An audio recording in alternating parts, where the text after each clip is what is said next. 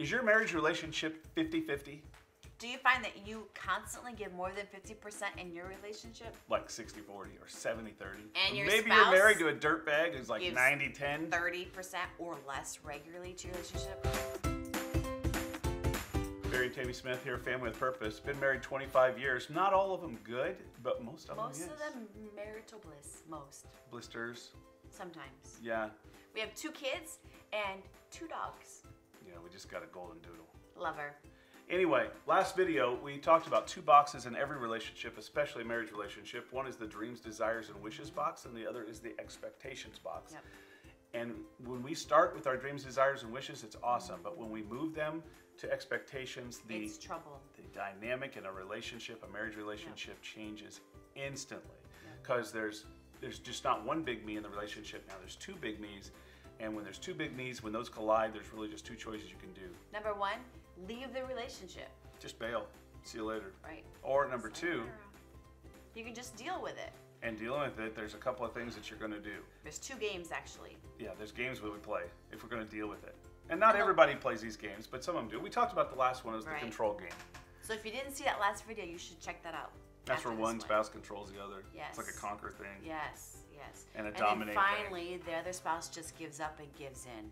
There's only really one spouse that's happy. Yeah, the one that's controlling. And even they aren't either because the other spouse isn't in their natural habitat. It's just not right. So another game that we play, and this is what we want to talk to you about in this video, and that's the compromise game. And this is where you're thinking, hey, listen, let's do this thing 50-50. Yeah, that's even, Steven. You want it this way, I want it that way. Yeah. You want your time? I want my time. I'll get my time. So I'll give you your time if you give me my time. But if, that's a big if. You give me my time. I'll give you your girls' night out if you give me my boys' night out. Yeah.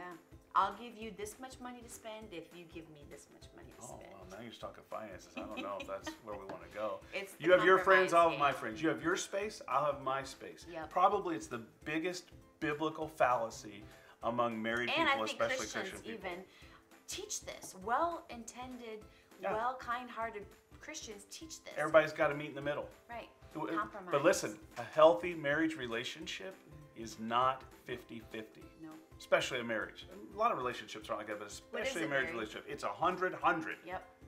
Both people in the marriage are striving to constantly give 100%, not 50-50, because that's not right. When it's 50-50, everything goes good in the beginning for a while. Yep. And then some problem surfaces in a compromised marriage where we're going back and forth, which is still just a me relationship.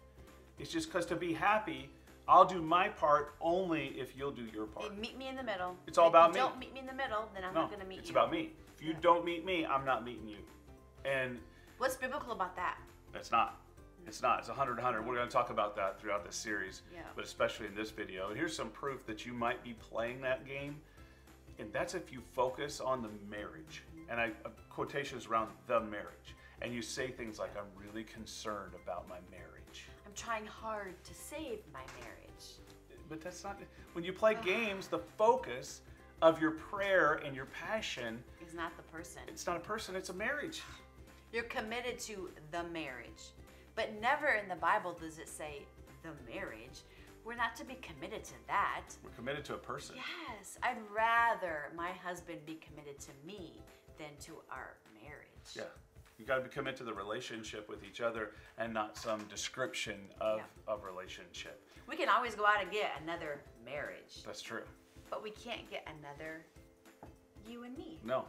I'm never going to get another Tammy. That's a good thing because I'm pretty weird. That's not true. She's awesome. Marriage is just a description.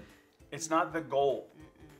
And a typical me marriage says, I'm going to do whatever I can to keep the marriage together. And be miserable in the That's process. what's so important. I've got to keep, it's almost like you got to keep that image up. It's almost selfish.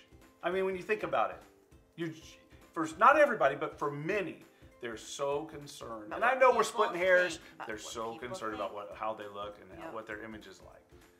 And the result of playing this game is that marriage moves from a covenant to a contract. A biblical marriage is not a contract, it is a covenant. In the next video, we're going to look at the difference between a contract and a covenant marriage. This is life-changing. It's a mentality shift that could save your marriage. Truly, I'm not just saying that. this thinking could truly save your marriage.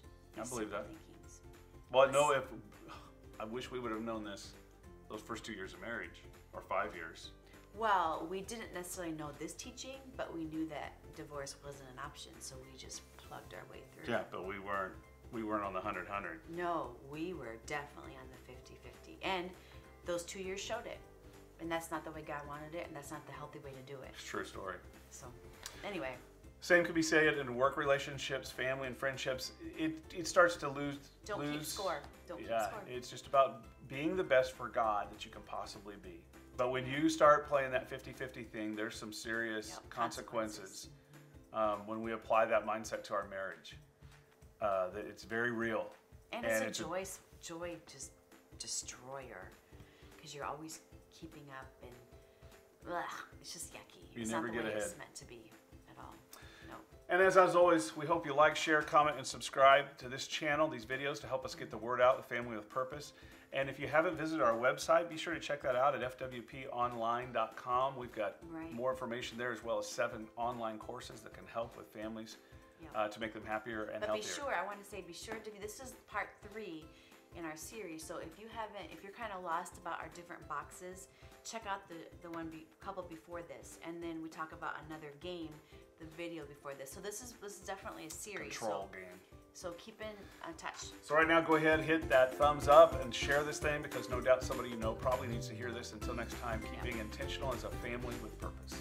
Your family needs you. Absolutely. God bless. That your spouse hardly ever gives 50% or more to their relationship? That your spouse hardly ever gets 50% more? Really just 2 choices you can do. Number 1, you can leave the relationship. And number 2, you can just bail. Deal with it. Yep, or deal with it. I guess leave and bail are the same thing. No, leave and bail, yes. Yes. So you can leave the relationship and just bail on it. Or you can... give in all the time. Let's start that over. What? Just deal with it. It's number 2. It's right there. Leave the relationship or just deal with it. You said just bail.